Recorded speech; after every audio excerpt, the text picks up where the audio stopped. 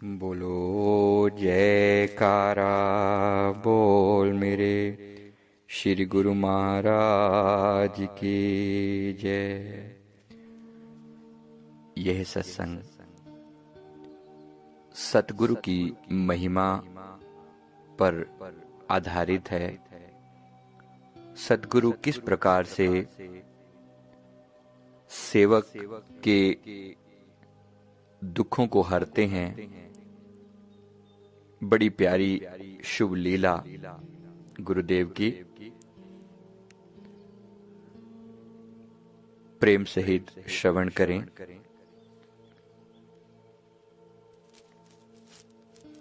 बोलो जयकारा बोल मेरे श्री गुरु महाराज की जय। संत सहजोबाई जी अपनी वाणी में वचन करते हैं, गुरु की महिमा गायन करते हुए लिखते हैं, गुरु की उस्तत कहाँ लौ कीजे, बदला कहाँ गुरु को दीजे, गुरु का बदला दिया न जाए, मन में उपजत है सकुचाए। कि लिखते हैं कि गुरु की महिमा स्तुति मैं कहाँ तक करूं और गुरु की किस बात का मैं बदला दे सकती हूँ। गुरु का बदला दिया नहीं जा सकता। मन में सकुचाहट पैदा होती है कि मैं अपने गुरु को क्या क्या भेंट करूं जिससे उनके उपकारों को से मैं उऋण हो सकूं। फिर आगे गुरु की महत्ता पर लिखते हैं, इन नयनन जिन राम दिखाए, बंधन कोटि काट मुक्ताए। मैं अपने सतगुरु पर बलिहार जाती हूँ जिन्होंने मुझे इन्हीं भौतिक चक्षुओं से परमात्मा के साकार दर्शन कराए, अर्थात गुरु के रूप में मुझे परमात्मा के दीदार हुए, दर्शन हुए। बंधन कोटि काट मुक्ताए, मेरे करोड़ों बंधन काट कर मुझे मुक्ति का आनंद बख्शा। अभय दान दीनन को दीने, देखत आप सरीखे कीने। कहते हैं कि मेरे सतगुरु ने एक बहुत बड़ी रहमत मुझ पर करी कि मुझे अभय दान दिया, क्योंकि ये सारी सृष्टि मौत के भय से थर्रा रही है। हर इंसान मौत के या बीमारियों के या दुखों के डर से मरा जा रहा है, लेकिन मेरे सतगुरु ने इन सारे भय मिटाकर मुझे अभय पद प्रदान किया। देखत आप सरीखे कीने, और गुरुदेव ने ऐसी दृष्टि डाली, दया की कि मुझे अपने जैसा बना लिया। क्योंकि हमारे इस मत का नाम श्री परमहंस अद्वैत मत है। अद्वैत का मतलब है नॉन डुअलिटी, जहां पर कोई दूसरा न हो, कोई दूसरा ना हो, कोई डुअलिटी ना बचे, द्वंद्व द्वैत ना बचे। तो हमारे सदगुरुदेव भगवान जी ने इस मत का नाम ही श्री परमहंस अद्वैत मत रखा है। इसलिए द्वैत से अलग करके ही प्रभु हमें अद्वैत में लेकर जा रहे हैं। तो फरमा रहे हैं, देखत आप सरीखे कीने, क्योंकि वो खुद अद्वैत का रूप है, नॉन डुअलिटी, सब तरह के द्वंद्वों से परे हैं। इस बात को मैं एक बार थोड़ा फिर समझाना चाहूंगा। सदगुरु के लिए द्वंद्वातीतम शब्द इस्तेमाल भी किया जाता है, अर्थात बाकी सारी सृष्टि सुख और दुख में उलझ रही है। जो सुख की मांग कर रहा है उसे दुख भी प्राप्त होते हैं, लाभ होता है तो हानि भी होती है, दिन है तो रात भी है, और पाप है तो पुण्य भी है। ऐसे डुअलिटी में लोग बंधे हैं, लेकिन सतगुरु हमें नॉन डुअलिटी अद्वैत में ले जाते हैं। उस अवस्था में ले जाते हैं जहां पर जीव और ब्रह्म के बीच में कोई भेद नहीं बचता। तो गुरु की कृपा अपरंपार है। संत सहजोबाई जी लिखते हैं, गुरु की कृपा अपरंपार है, गुण गावत मम रस न हारे। कहते मेरे सदगुरु की महिमा जो है वो अपरंपार है, और इनके गुण गाते हुए मेरी रसना, मेरी जीभ जो है वो हार जाती है, लेकिन मैं अपने गुरु का बदला नहीं दे सकती। शेष सहस मुख निस दिन गावे, गुरु उस्तत का अंत न पावे। कहते शेषनाग जी अपने हजारों मुखों से गुरु की महिमा निरंतर गाते रहते हैं, लेकिन तब भी गुरु की महिमा का पार नहीं पा सकते। मौन गहूं अस्तुति कहाँ करहूं, कहते मैं कहां तक स्तुति करूं अपने सदगुरु की महिमा की। आखिरकार बोल बोल के चुप हो जाती हूं और मौन से ही उसकी स्तुति करती हूं, मौन से ही उनकी अपने प्यारे प्रभु की स्तुति करती हूं। फिर अंत में बार बार चरणन सिर धरूं, कहते मैं बस इतना ही कर सकती हूं कि अपना सर जो है अपने सदगुरु के चरणों में रख दूं और बस रोती रहूं। बस इतना ही मैं कर सकती हूं, इसके अलावा मैं अपने गुरु की महिमा का गायन नहीं कर सकती। और फिर अंत में कहते चरण दास महिमा अधिकाई, सर्वस बारे सहजोबाई। संत सहजोबाई जी फरमाते हैं कि चरण दास अर्थात मेरे सदगुरुदेव भगवान, उनकी महिमा बहुत ज्यादा है, इतनी ज्यादा है कि मैं उनकी महिमा का बयान करते करते हार गई हूं, मौन हो गई हूं। और सर्वस्व बारे सहजोबाई, अब मैं अपना सर्वस्व उन पर कुर्बान करती हूं। बस यही चाहिए, यही अंतिम लक्ष्य है कि सेवक जो है अपने स्वामी की महिमा गाए, क्योंकि जिसकी महिमा गा रहा है उनके गुण भी तो उसके अंदर प्रवेश कर रहे हैं। आम संसार में हम लोगों की बुराइयां गाते हैं, फलाना बुरा, वो ऐसा वो ऐसा वो ऐसा वो ऐसा, लोगों के बारे में हम बुरा बोलते हैं तो लोगों की बुराइयां हमारे मन में प्रवेश कर जाती हैं और धीरे धीरे हम बुराइयों के पुतले बन जाते हैं। जब हम सतगुरु की महिमा गा रहे हैं तो गाते गाते क्या सतगुरु की महिमा हमारे भीतर प्रवेश नहीं करेगी? जरूर करेगी। क्या उनके गुणों का गायन करते करते हम भी गुणवान नहीं हो जाएंगे? जरूर हो जाएंगे। बस इसीलिए गुरु की महिमा गाई जाती है। इनफैक्ट संसार की भी महिमा, संसार में भी अगर कोई आपका ऐसा प्यारा मित्र हो जो कि जिसके अंदर गुण हो तो उनकी महिमा गाई जानी चाहिए, गुणों की महिमा गाई जानी चाहिए, ताकि आप भी गुणवान हो सकें। ये हमने सदगुरु की महिमा सुनी। अब मैं अपने गुरुदेव की एक प्यारी सी लीला साखी शेयर करता हूं। मेरे सदगुरुदेव भगवान जी के एक सेविका, एक दंपत्ति उनके सेवक और सेविका रहे हैं। शुरू शुरू में उनकी जो लेडी, जो भक्तानी थी,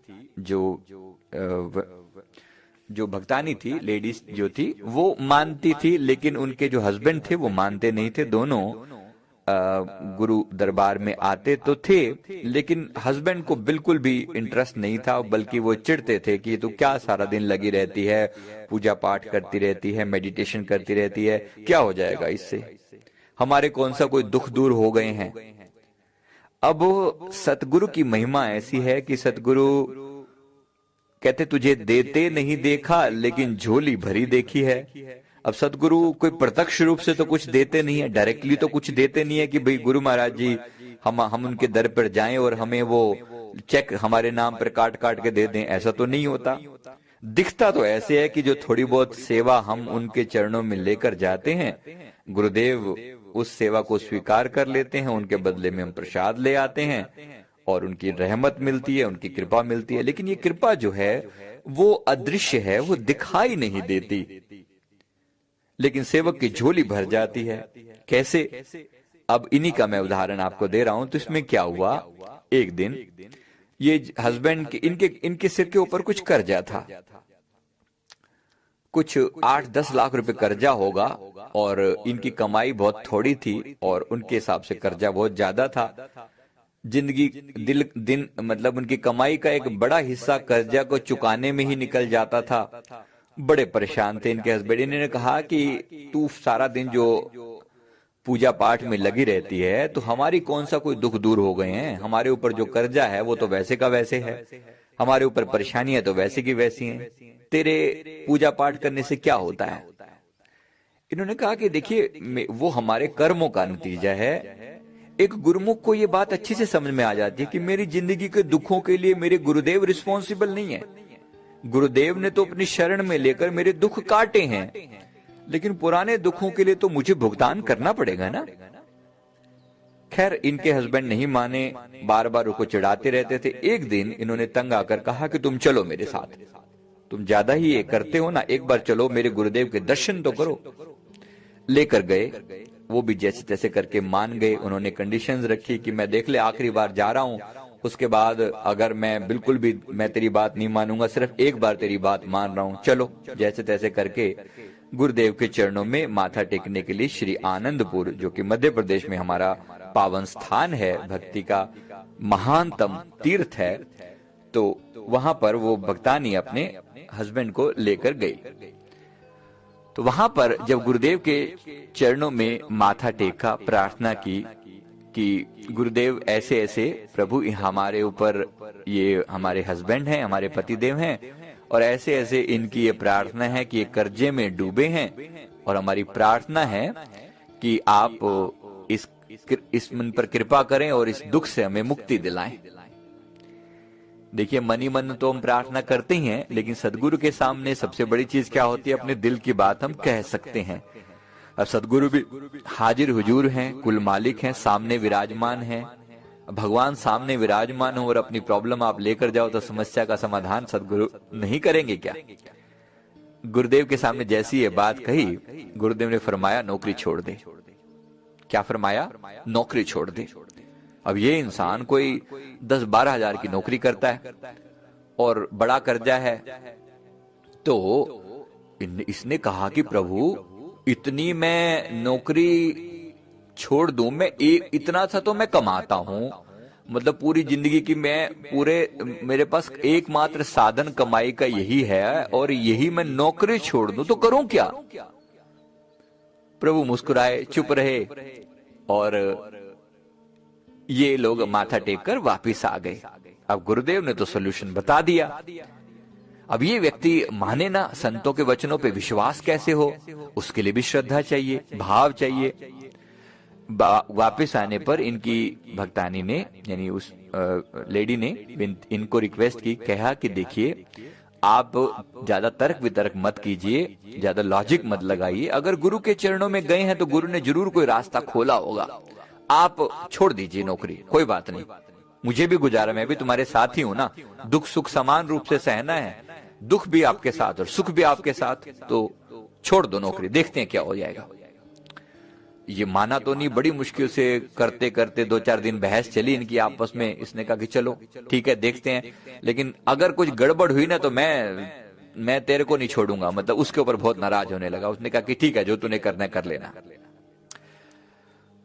फाइनली मन बनाकर ये अपने ओनर के पास गई और इन्होंने कहा कि मैं रिजाइन कर रहा हूं, मैं माफी चाहता हूं, मैं यहां कंटिन्यू नहीं कर सकता और मैं अपना कुछ अलग से काम करूंगा। अब सदगुरु हैं, सदगुरु ने कोई ना कोई रास्ता तो निकाला होगा। दयालु भगवान सबके हृदय में बैठे हैं। प्रभु ने जब फरमाया तो वचन तो पूरे करने ही करने हैं। अब इनको जब वचन हो गए, इन्होंने जाकर अपने ओनर को बोला कि भाई मैं तो नौकरी छोड़ रहा हूं क्योंकि मेरा इसमें गुजारा नहीं होता, मैं तो कोई अपना बिजनेस करूंगा। ऐसा करके इन्होंने बहाना लगाया। अब जब इन्होंने बात कही तो वो जो ऑनर था वो बड़ा परेशान, क्योंकि ये बंदा करीब 15-20 साल का इसके पास एक्सपीरियंस था और लगातार इनकी दुकान पे काम कर रहा था। और वो सेठ भी वो बुजुर्ग हो चले थे। उन्होंने कहा कि भाई अब तू छोड़ के चला जाएगा तो मेरे को अभी कहाँ ऐसा नौकर मिलेगा, ऐसा बंदा मिलेगा, और इतनी उसमें झेल रहा, मैंने इतने समय हो गए, तो इतना विश्वास पात्र हमारा बंदा है, तो ऐसे बंदे मिलते कहाँ हैं आज के टाइम में। उन्होंने कहा जी मैं जो भी वो रहा वो आपकी बात है, लेकिन मेरी मजबूरी है कि मेरा गुजारा नहीं होता। उन्होंने कहा कि प्रॉब्लम क्या है तेरी? तो उसने कहा कि मेरे ऊपर ऐसे ऐसे करके कर्जा है, कुछ 8-10 लाख का कर्जा है और मेरा इसमें गुजारा नहीं होता, मैं कुछ काम धंधा और करूंगा। सेठ के मन को भी ठनका, फिर गुरुदेव की कृपा भी थी, सतगुरु का ऊपर से डंडा भी पड़ा हुआ था। सेठ जी ने कहा कि देखो ऐसा है कि मेरे लिए तुम्हारी लॉस को सहने से कहीं ज्यादा अच्छा है कि मैं तुम्हारी जो दिक्कत है वो जैसे तैसे करके मिलजुल करके हम झेल लेते हैं। तुम्हारा अधिकतर कर्जा तो मैं निपटा दूंगा और तुम्हारी सैलरी भी मैं बढ़ा दूंगा। अगर तुम इस तरीके से कंटिन्यू कर सकते हो तो प्लीज करो, क्योंकि मुझे तुम्हारी बहुत जरूरत है। उसने भी बात पे विचार किया कि अगर कर्जा निबट जाता है तो बाकी तो मुझे कोई भी समस्या नहीं है, और सैलरी भी बढ़ाने की बात कर रहा है, तो उसने भी स्वीकार कर लिया। अब देखो सदगुरु की दया, उसने सैलरी डबल कर दी और कर्जा लगभग सारा ही कर्जा अपने ऊपर ले लिया कि मैं निपटा दूंगा तेरा, धीरे धीरे करके मैं तेरा कर्जा निपटा दूंगा, और सैलरी भी बढ़ा दी उसकी। अब ये गुरुदेव की कृपा है। जब उसको ये समझ में आई बात, तब उसने खूब जयकारे लगाए कि मेरे सदगुरु आप कितने दयालु हो। कहते तुझे देते नहीं देखा मगर झोली भरी देखी है। गुरुदेव ने दिया तो कुछ नहीं, लेकिन सारी डिमांड पूरी कर दी उसकी, सारी समस्या का समाधान कर दिया। किसी के दिल में तो बैठे ना, किसी के दिल को तो प्रेरणा दी ना, किसने दी? सतगुरु ने दी। कहते बस इतनी बात कहते, गुरु की कृपा अपरंपार है, गुण गावत मम रस ना हार है। कहते मेरी वाणी जो है वो आपके गुण गाते गाते जो है हार जाती है। हे सतगुरु शेष सहस मुख निस दिन गावे, गुरु उस्तत का अंत ना पावे। मैं अपने गुरु की महिमा ऐसे ही गाता रहूं, बस यही मेरी प्रार्थना है। प्रभु आप कितने दयालु हैं, आपने मेरी कितनी बड़ी समस्या का, सालों से दुखी हो रहे थे, परेशान हो रहे थे, आपने वो हल करवा दिया। एक बारी दर्शन पर जाने का इतना प्रभाव, मैं सतगुरु के चरणों पर कुर्बान न जाऊं। तो फिर उन्होंने कहा कि मौन गहूं उस्तत कहां करहूं, बार बार चरणन सिर धरहूं। भगत जी अपने घर में गुरुदेव की जो मूर्त विराजमान थी, उनके चरणों में सर रखा और बार बार शुक्राना किया। प्रभु मैं बार बार आपका शुक्रगुजार हूं। मैं तो इसके ऊपर डांटता था इसे, लेकिन ये भक्तानी ने तो बड़ी मतलब ऊंचे दर्जे की प्रीत लगाई है आपके चरणों से। मुझे माफ कर दीजिए। फिर अगली बार जब वो गए तो बड़े प्यार से बहुत सारी सेवा वगैरह भेंटा लेकर गए, गुरुदेव का शुक्राना किया, चरण कमलों में सर रखा। चरण दास महिमा अधिकाई, सर्वसवारे सहजोबाई। संत सहजोबाई जी कहते हैं मेरे गुरुदेव की महिमा अनंत है, मैं अपना सर्वस्व उनके चरणों पर कुर्बान करती हूँ। मेरे प्रभु दया करें।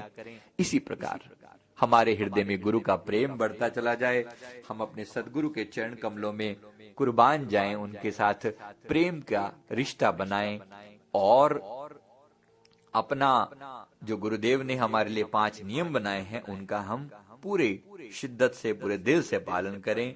तो श्री आरती पूजा, सेवा, सत्संग, सिमरन और ध्यान श्रद्धा सहित जो नित करे, निश्चय हो कल्याण। 5 नियमों का पालन श्रद्धा और प्रेम सहित करें तो निश्चय ही हमारा कल्याण होगा। बोलो जयकारा बोल मेरे श्री गुरु महाराज की जय।